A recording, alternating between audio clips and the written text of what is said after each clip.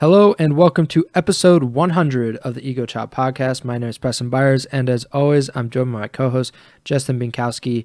And on today's episode, we're going to talk about a lot, but we first want to just say how happy we are to actually have gotten to 100 episodes, which is an incredible feat. Who thought that we could actually get to 100 after over 2 years now?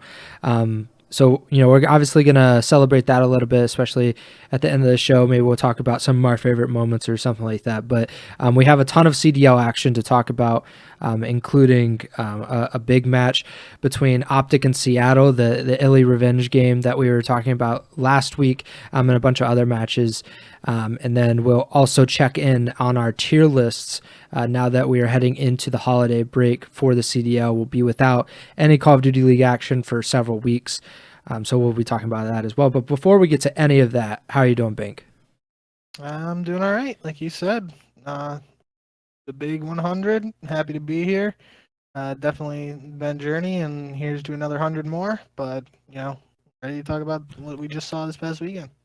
What better way to start off our 100th episode than talking about the Legion, a team that has really defined the Ego Chall podcast throughout the years, whether they were in Paris or now in Las Vegas. They kicked off the last week of the CDL on Friday, December 15th, against one of the newer iterations of a CDL franchise, the Miami Heretics, the Vamos boys, the guys that literally, there's only one word to describe them, and that is Vamos. And so that was a big match to start off the week after Miami had a very impressive opening week in the CDL. And Miami ended up winning this match 3-1. Something you predicted, something I did not. I was rocking with Vegas after a relatively strong start to the CDL. Your thoughts on this series and Miami staying undefeated?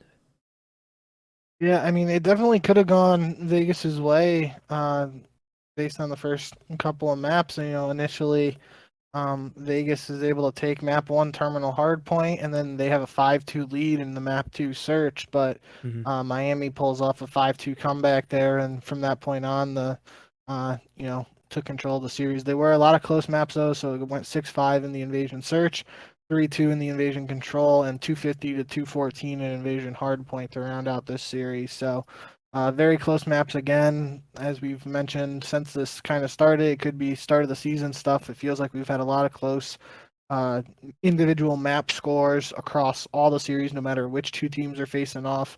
But in this case, this is one. It could have went Vegas's way if they were able to close out that, the map 2 S&D. Who knows what happens? But the Vamos boys showed up and made that comeback and took control of the series from that point on. Yeah, this is another series where Vegas definitely could have won. They had that kind of breakdown against Carolina last week. Definitely a series that they would want back. And again, like you said, this would be another one to lose around 11 in search, to lose around 5 in control, and a 36-point difference in the last hard point. Like, this is a very winnable series for Vegas.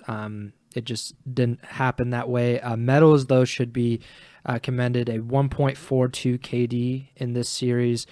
He had obviously the first map wasn't anything to write home about in terms of kills. But in map 3, 32 kills. Map 4, game high 29 and 17 KD, nearly 5K damage. Definitely a really big series from Meadows from the Heretics. Next series, LAT versus Boston. I don't know if you can consider this a Slasher revenge match just because Slasher's been a little bit removed from the LAT guys, but definitely another match I was pretty interested in because LAT was a little disappointing in the opening week. I think Boston was right about where we slotted them, but this was going to be a good gauge for both teams, kind of where they are heading into the holiday break, and then getting into like the second half of the first stage. So this was going to be a big match either way for these teams. And LAT came out and won this 3-0. It wasn't, that lopsided. It wasn't a completely dominant performance throughout the series, but it definitely wasn't like as close as you might have expected between two teams that I certainly thought were, middle of the road, around the same skill level heading in. Was that your take as well? Was this a little more lopsided than you were expecting? I probably would have expected a map or two out of Boston, sure, but um, now at this time in the weekend, it might have been a little confusing after what happens on Sunday that we'll get to later. This one kind of doesn't make much sense at all, but regardless, LAT came out and took care of business. The one thing that stood out to me was we had another comeback in the game 2 S&D on this Friday where Boston was up 4-0 and then LAT won 6 straight rounds to take that map. So another comeback leading to victory. This was the first of many 3-0s this weekend. So common theme throughout the second week of qualifiers here where we see a lot of 3-0s, despite, like you said, still some close individual score lines in the games. A 60-point hard point, a 2-round in the S&D, 3-1 in the control. So they weren't necessarily blowouts in the individual maps, but a 3-0 is a 3-0 at the end of the day. The most interesting match, I think, of the entire weekend, the match that everyone seemed to be looking forward to, Seattle versus OPTIC. Seattle looked very, very good in week 1. And of course, this was the ILLEY revenge game. ILLEY, formerly a member of the OPTIC Texas, won a world championship with the Dallas Empire, which obviously became OPTIC Texas, won that championship with Shotzi. So for these two to face off and then Pred to play against Seattle after spending the last 2 seasons with the Surge, I think there was just a lot of storylines heading into this one. And I think overall, ILLEY did play well. He ended up with the highest KD on Seattle with a 1.23 series KD. And nobody else finished even above a 0.87 on his team. And it ended up going OPTIC's way. This series was 3-1 for OPTIC Texas. A 30-point hardpoint game to start off, a 6-3 search win, which is big for OPTIC to win search. And then Seattle wins the control but loses terminal hardpoint to finish out the series. What stood out to you? Was it ILLEY's performance? Obviously, Kenny had some strong performances as well. What stood out to you in this game or in this match? Yeah, I mean, I was one who was, on board with the ILLEY revenge game narrative, and obviously didn't work out that way. But certainly the first thing that jumped out to me right away was Kenny's game-winning play in the map 1. I wanted to go back and watch, but I didn't. But he essentially snuck through towards that P5, which is in the back cargo area there on Skid Row, and he somehow snuck past Seattle, was able to get behind them in the upper crate and get some kills out of there. That kind of threw everything out of chaos, and OPTIC was able to win from there. So that was a really good play. Might have had some fortunate timing on his side, but COD timing is gives and COD timing takes. So that was the highlight moment for me in game 1, and then game 2 just had a battering of highlight reel moments there from Dashi posting a 1v3. Abuza had a ninja defuse that Kenny ended up joking about later. And then I believe it was in the round 11, or it wasn't round 11, no, but in the final round Round 9. In the final round there, Shotzi had an ace to wrap things up. And speaking of Shotzi, there was, I think it was in the post-game interview or something along those lines, but he basically had the quote saying, "I didn't do anything today," and that's inevitably going to be something that is shared around the COD Twitter sphere and social media for many months to come. So that was fun, but it was definitely a interesting series. It would have been cool if it went down to game 5, round 11 or 8, but I think in the end this was a revenge game that didn't go Seattle's way. This was something we talked about with Seattle's tough schedule this week. This was, even though they had the 2-0 start, it was going to be a tough match to kind of gauge where they were here. They weren't able to get the job done against OPTIC, and it was back to the drawing board for another tough match the following day. Yeah, Pred had a really good series overall. He had a 1.32 series KD. I think he was definitely the most consistent of any of the OPTIC players in this series. He ended up dropping 25 in map 3, game high 21 in map 4. I think he had 10 in the search as well. So really strong performance from him. He had 3 first bloods in that search. Just a really, really good game for him against his former team. Saturday, December 16th, we had 4 matches, the first of which starting off with the Miami Heretics again against the Minnesota Rocker. The Heretics win again, stay undefeated, are one of the only undefeated teams heading into the holiday break, something I don't think a lot of people probably expected out of them, considering quite a few of them have not played in the CDL or the CWL in many years. So just a really surprising performance in terms of their overall record. But this was something that we both thought, we both predicted that Miami would beat Minnesota. And now Minnesota, I don't think they had another match this weekend. So they enter the holiday break as the only winless team in the CDL. What do you make of these two teams heading into this extended break that we have in the COD League schedule? Yeah, I mean, not really much to say about Minnesota, to be honest. Just things haven't gone their way to start. They definitely have some potential there, but gonna have to see how they're able to bounce back and whatnot after we get back from the holiday break. It was, though, in this series in particular, kind of mirrored Miami's first series there against Vegas, where they dropped the map 1 terminal and they win the next 3.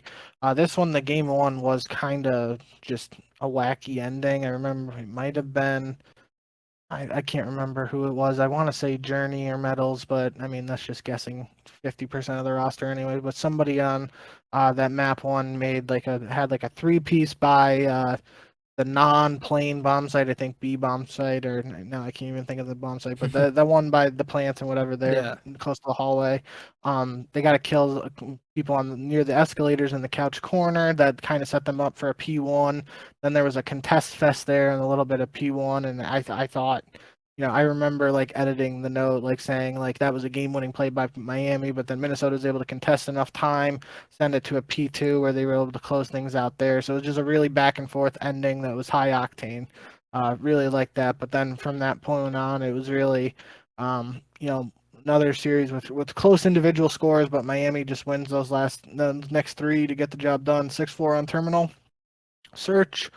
3-2 invasion control, and 250 to 217 on sub-base hardpoint, where Journey, it was the first player, but not the only player, to hit 40 kills in a hardpoint in MW3 to set the record for the time being for this season at least. And yeah, so I mean, it might be a little critical to look at Minnesota and say they haven't won a series, but I mean, again, all 4 of these maps are extremely close in this series, even the one they won, and that's against a team that's undefeated thus far. So just really close games.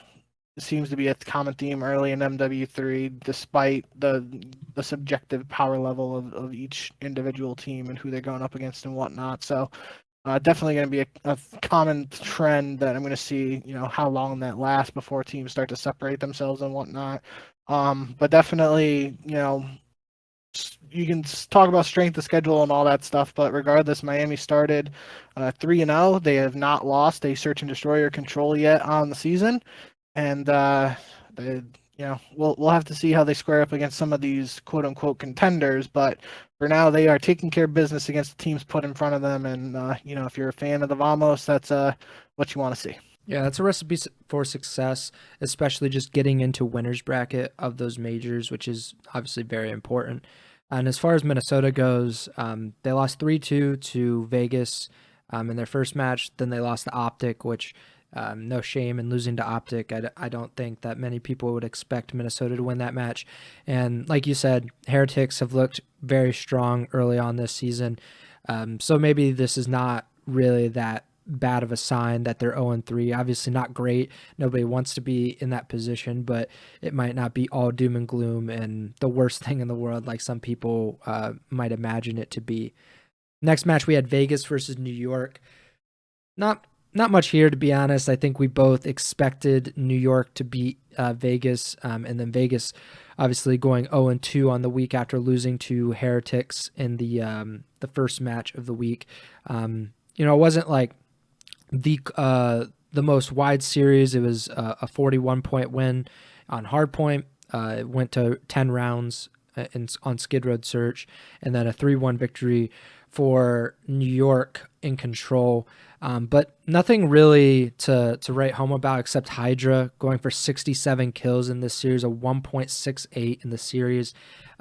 He's looked very, very strong this season, trying to maybe go back to back with the MVP. He was 26-17 in that first hard point, 29-17 in the control, and 12-6 in the search, the only player to reach double figures. He had 3 first bloods, which was the most of any player in the server as well.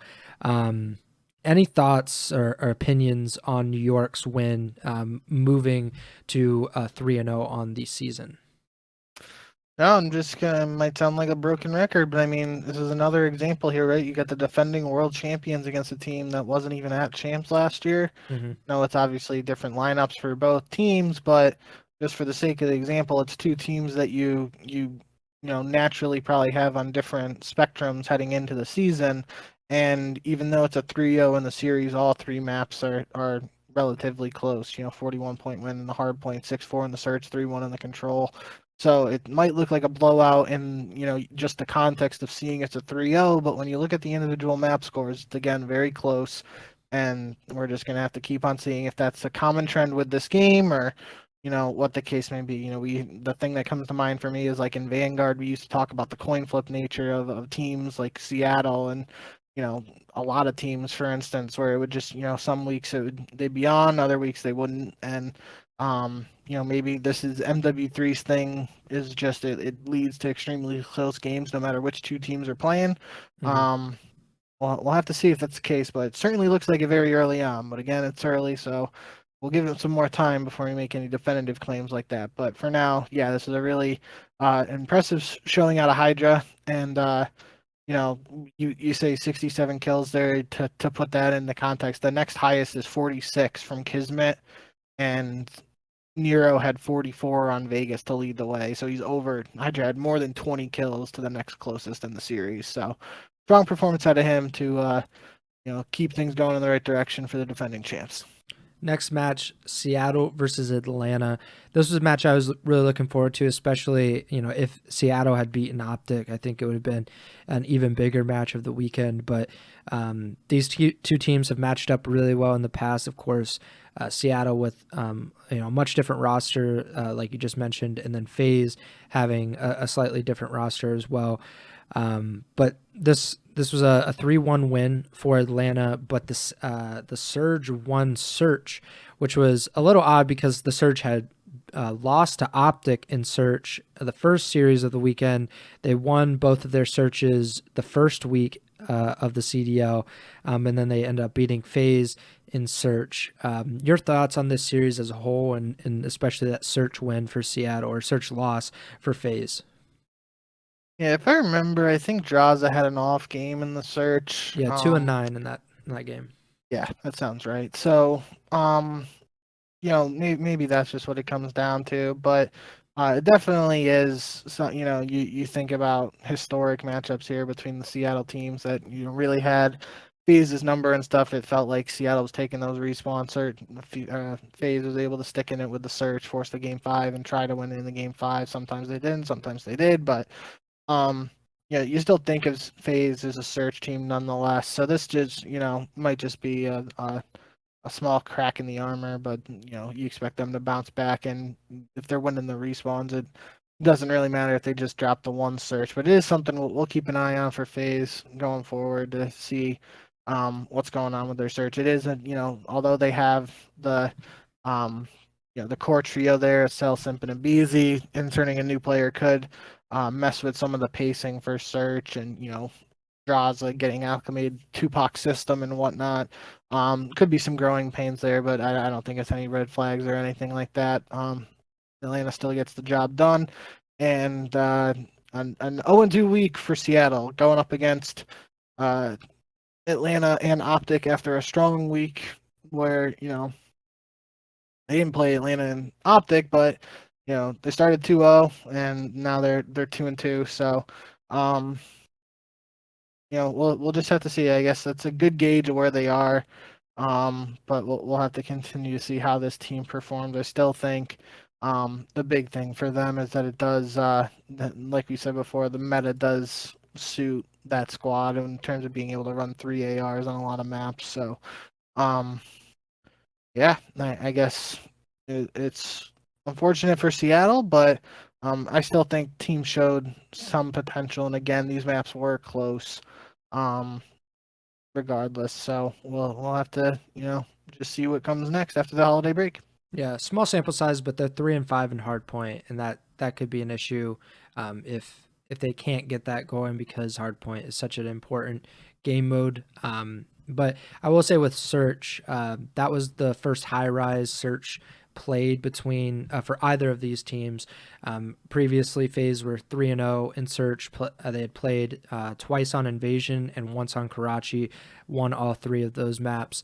And for Seattle, they had lost their only map on Karachi against OPTIC, and then they were 2-0 on Terminal. So we're also getting a good feel for how these teams play on certain search maps. Obviously, that's a really big key to a lot of these series, whether they're good matchups for each other or not. So we'll keep an eye on that as we progress forward into this season. So Toronto and Carolina finished out Saturday's matches. The Clayster versus Scrappy Bowl, as you put in the notes. Definitely the only reason that this match should have been on last. The feud that has been budding between Scrappy, who won Rookie of the Year last year, and Clayster, who had his rookie season when Vince Lombardi was the coach of the Green Bay Packers, pretty much. So it's been a while for Clayster, but he has a new rival. It did not go well for him and the Carolina Royal Ravens in this series. They lose 3-0 to the Toronto Ultra. Wasn't particularly close in this series. It was a pretty lopsided hardpoint win for Toronto, 6-2 on Skid Row SND and 3-1 Karachi Control, which that was the second win for Toronto and the second loss for Carolina. Clayster, he did have tied for the most kills on his team, I guess is something to look forward to. He had the most damage, so that's a moral victory. Scrap had a 1.2 KD, which is good for him as well. Any takeaways from Scrappy versus Clayster in this series? I mean, the big one was really the end result. In the post-game interview, we got some spicy some quotes out of Clay or out of Scrappy, saying some choice words for essentially saying he didn't think this matchup was worth hyping up in any regard, or immediately after the match flipping the double bird to the camera. It was definitely an interesting one post-game that you should definitely check out if you weren't able to watch it. But yeah, I mean, this was kind of what we expected out of this matchup, despite the banter going back and forth online ahead of the showdown and all the stuff in the preseason. Especially heading into this game, Toronto looked really strong and had played really well. Something essentially happens on Sunday that might raise some questions, but we'll get to there very soon. Well, since the next match was the Carolina versus OPTIC match, that was super lopsided. It was 3-0 for OPTIC. None of those maps were remotely close.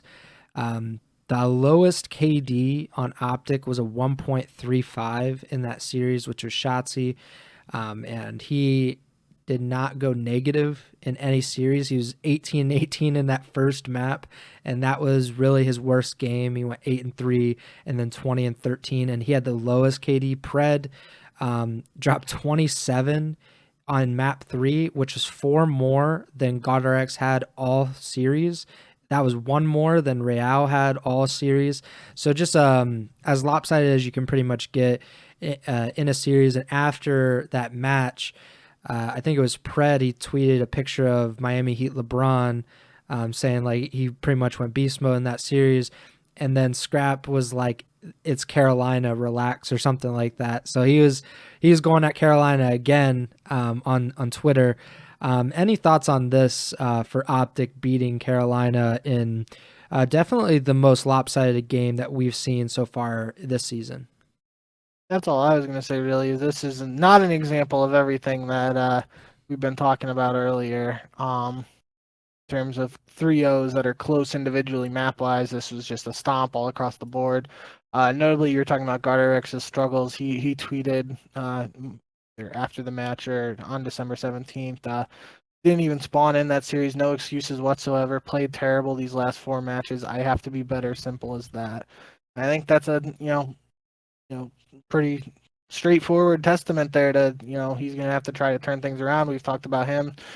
Me in particular, I was pretty excited to see him get another shot here in the CDL, and it really hasn't gone the way he probably would have hoped. So, going to have to try and figure something out here over this holiday break and try and turn things around in that regard. But yeah, this was a pretty dominant performance out of Optic and something that the Green Wall is probably happy about seeing heading into the holiday break. I just saw this, but this was Scrap's tweet after beating Carolina. Gigi's London, or whatever their name is now, 1-3-0. Tombstone pile drive them to the bottom of hell. So, yeah, I mean, I think he took quite a bit of satisfaction out of beating Clayster and the Royal Ravens. But, yeah, that's good. I love that. It's incredible. Next match, Battle of LA, LAG versus LAT. We both picked LAT, but we're both idiots because LAG have like some magic there that they could be the worst team in the world, which I don't know if they are this year, but they could be, and they would probably still beat the Thieves.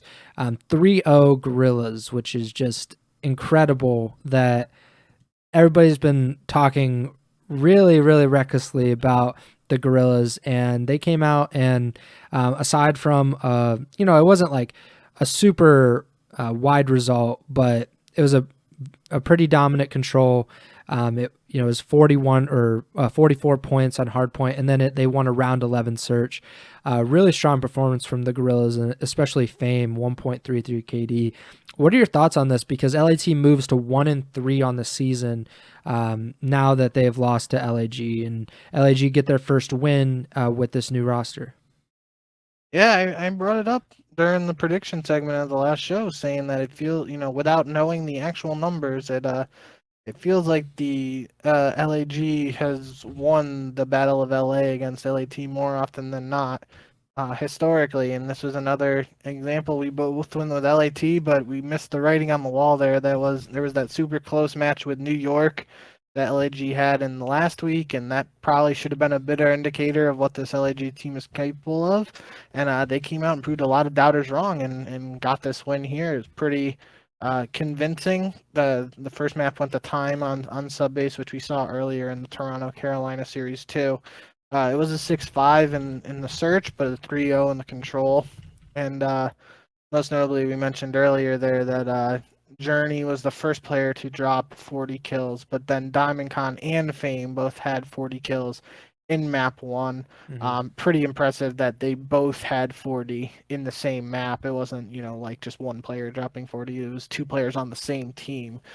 So pretty strong performance there. And I can't remember who was commentating that game, but it might have been Chance and Miles. But regardless, they were kind of alluding to like this upcoming patch might be impacting spawns and might, set the bar to where now it might be harder to see another performance like this. And this might be the kill mark of 40 that stands for the rest of MW3. But, with map changes, future updates, all that, we'll have to wait and see. But for now, that's the mark for an individual map. And definitely a couple names. If you had to pick 3 names coming into the season to be the first players to drop 40, I don't think a lot of people would have had Journey, Fame, and Diamond Con as the first 3 players to come to mind. They might not have even been in the top 10. Mm-hmm. You got guys like Hydra and Simp, BZ, just a ton of different guys you would probably prioritize over that. So shout out to them for those performances, and shout out LAG. A strong win here to get on the board early and take another Battle of LA. Yeah, someone's still got to take Simp's 42 kill record in control. So these guys are gonna have to step up a little bit more to pull that away from him. But I think a sub-base hardpoint is like the perfect map, especially if it goes down to the wire. I could see someone dropping like 45 kills on that map, especially just how small it can be in some of those hills. But I just looked it up. I'm pretty sure LAG are 6-1 against LAT all time, which is ridiculous considering LAT has won a world championship and been one of the best teams since they've entered the league. And LAG has made champs once, maybe. I don't even know. Like they have to be in like the bottom 3 worst franchises in the CDL in terms of like overall record. Obviously they have that major 2 win, but they didn't even make champs that year. So I think that they're definitely near the bottom with like the Legion, and maybe the Surge have come up, but they were definitely one of the worst in the beginning phases as well. But yeah, LAG just have LAT's number. Despite the rosters, it doesn't seem to matter very much. Last match of the weekend, last match before the holiday break, the Toronto Ultra versus the Boston Breach, a match that neither one of us thought too much about. We were both going to go with the Ultra no matter what. It even seemed after Toronto's very dominant their win over Carolina earlier in the week that it would probably stay the same, that Toronto would beat Boston and Boston would continue to slide. Toronto would solidify themselves as one of the best teams in the league. It did not turn out that way. A 3-0 win for the Breach, which is one of the more surprising results so far this year. It wasn't super close either, which is even more surprising. Envoy had one of the worst series so far, 31-65 across the 3 maps for a 0.48 KD. And then Snoopy on the other side dropping 75 kills in the series, 1.39 KD, almost over 11,000 damage. Capsidal nearly 12k damage. Your thoughts on this, because this is just, it's stunning to me. Yeah, I mean, I was completely flabbergasted with this one and just unexpected. Especially given the context of the results. With, like you said, Toronto won their match before this 3-0. It is against Carolina, but still. And then Boston lost their match against LAT 3-0 before this. And that's the same LAT that just lost 3-0 right before this match to LAG. So I don't really know what's going on in this like weird configuration of teams playing other teams and winning and losing. But whatever it is here, shout out Boston for pulling off this win. Might have been a reality check for Toronto in terms of where they are. I still think Toronto's a really strong team and a contender, but obviously Boston was able to do something right here to get a win against a team that looked pretty dominant heading into this one. So definitely more interested in seeing Toronto stack up against, Atlanta, FaZe, OPTIC, New York. But this is definitely a surprising one, and I didn't look at the exact numbers like you said, but maybe that recipe for success for Boston is going to be, the Snoopy and Capsidal duo, they're popping off, and then Rista and Slasher being the fundamental guys, the vets doing what the little things that need to be done and letting those young guys just go off and fry. Is that a consistent recipe for success? We'll have to wait and see. Because if you're relying on Capsule and Snoopy to go off and they have an off series, then that kind of might not sound great on paper, but all that matters is they were able to go off in this one and they were able to get a much needed W to round out the second week of online qualifiers, especially considering Boston is hosting this first major coming up next month. So they're going to want to have as many matches as possible in front of their home crowd, and starting in the loser bracket just minimizes their chances of doing that. So an important victory here, and what might be considered by many people to be an upset. So good job by Boston. We'll have to see how Toronto responds after the break. Yeah. Since we don't have any predictions, I will say that our pick'em, we both had the same record for this week. We both went 7-3.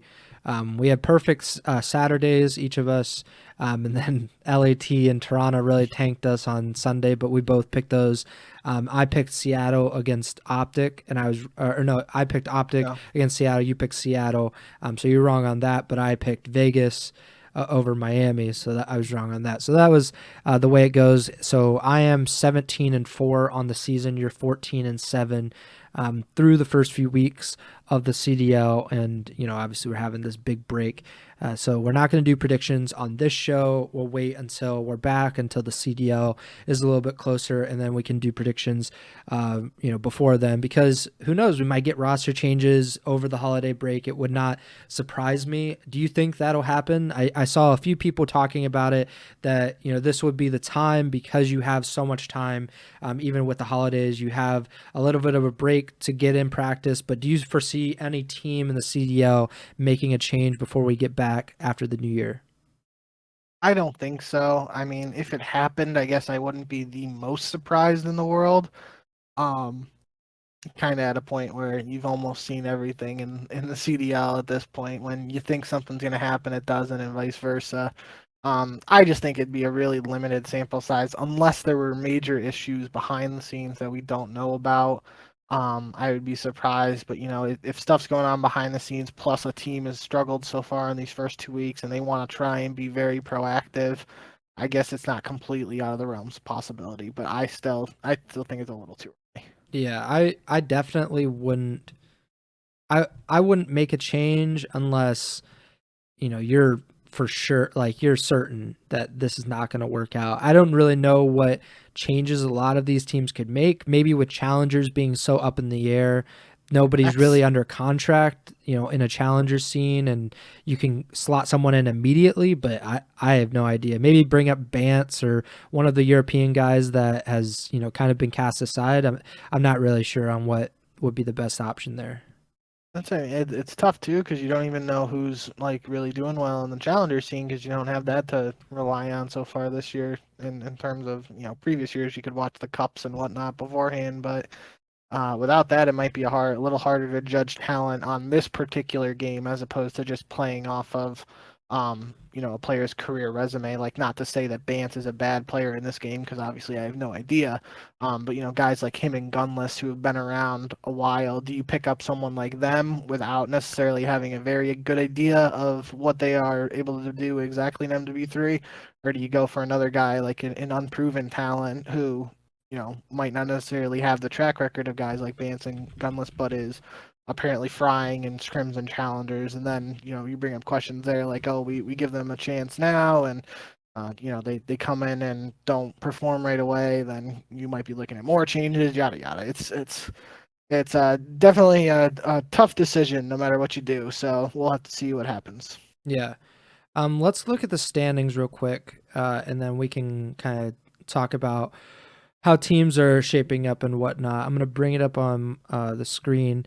So anybody watching on YouTube or watching on Twitch, you should be able to see the standings as they are now heading into this break. And it's pretty interesting. Obviously, the biggest surprise, the Miami Heretics at the top, tied with FaZe and New York for first place with 30 points. And I guess because Heretics hasn't played either of those teams, they technically would have the first place because they have the best map win-loss. They're 9-2 through 3 matches, whereas FaZe are 9-3 and New York 9-4. OPTIC also has 30 points, but they've played one additional match. They've lost one of those. Toronto has 20 points, Seattle has 20, and then there are 5 teams with 10 points: LAG, Boston, Vegas, LAT, Carolina, and then Minnesota, the sole winless team, despite actually having a better map win-loss record than Carolina, because Carolina has only 3 map wins all year. Outside of Miami, what would you say is the biggest surprise so far through 3 or 4 matches for each of these teams?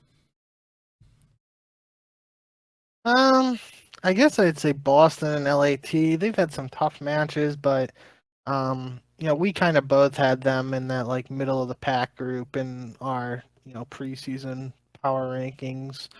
So they're just slightly below that necessarily. I obviously picked Carolina as my dark horse sort of team Yeah. heading into the season, and outside of that reverse sweep against Vegas, yeah, they haven't performed very well, so that's a little disappointing. But I think maybe for other people, seeing Carolina down there at 11 wouldn't be the biggest surprise in the world. So yeah, I think probably outside of Heretics, obviously, Boston and LAT kind of jump out to me.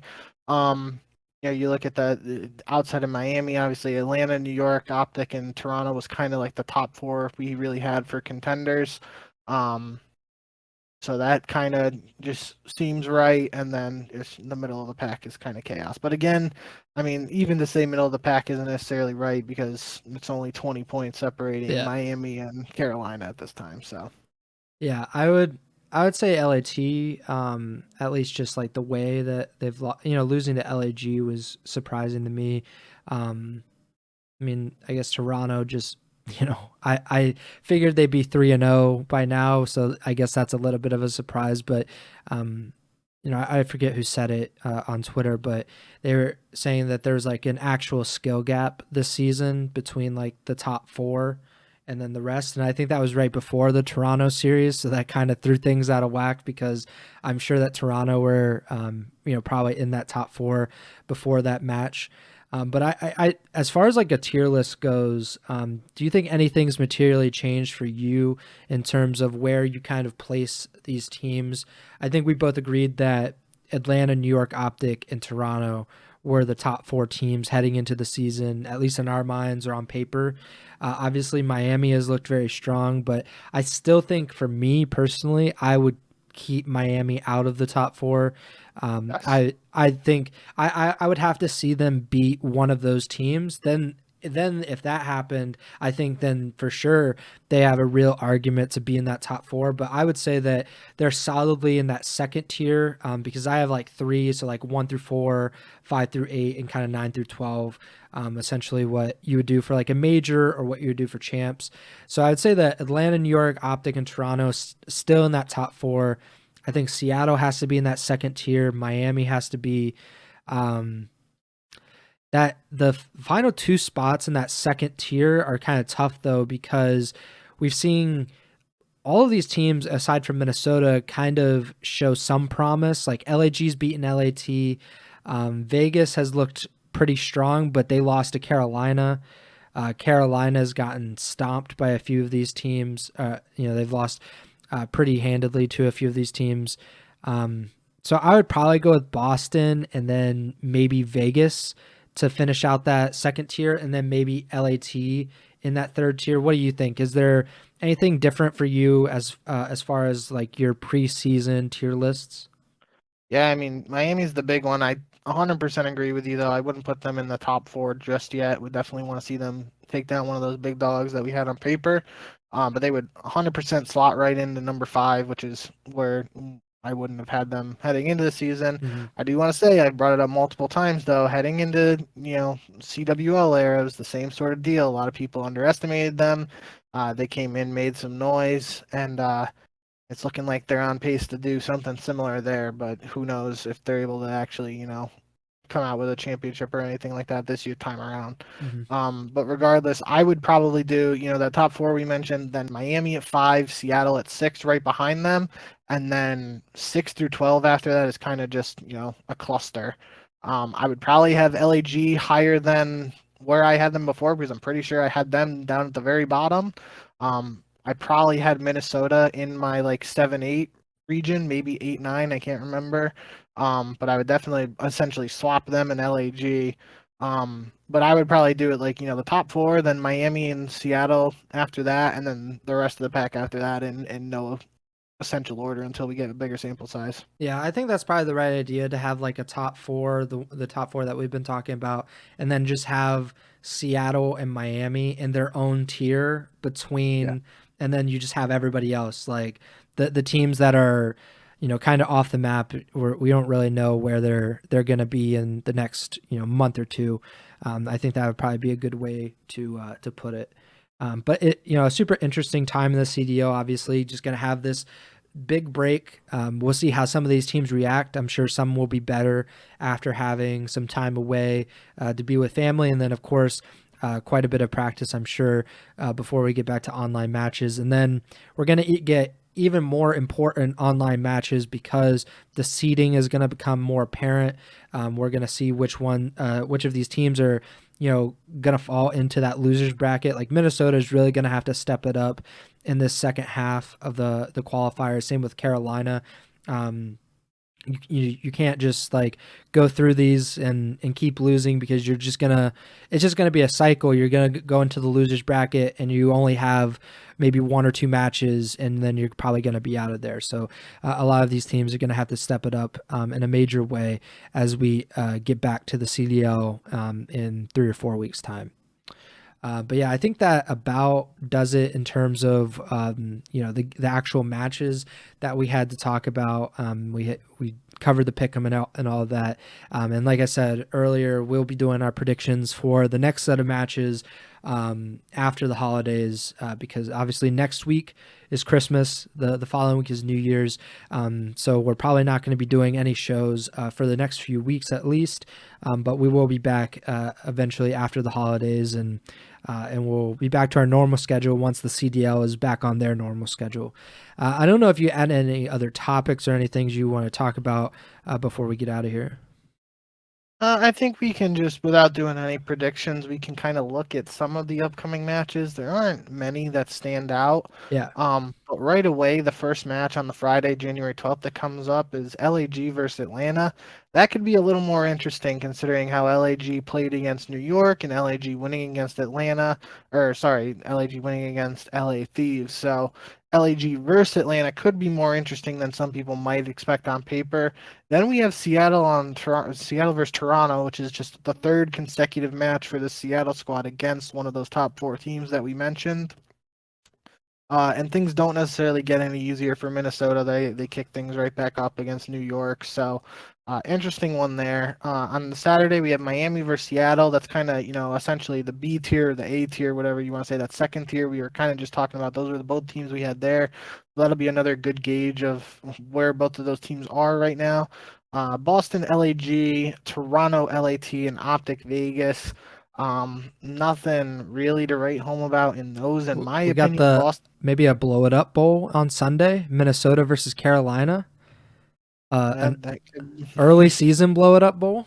We don't know. Especially if Minnesota loses. They are definitely trending upward as like one of the most likely teams to make a roster change at this point because like if they lose another match or two, they would almost if they lost like 2 more matches, they would be almost guaranteed, I'm sure, to go into losers bracket for the major.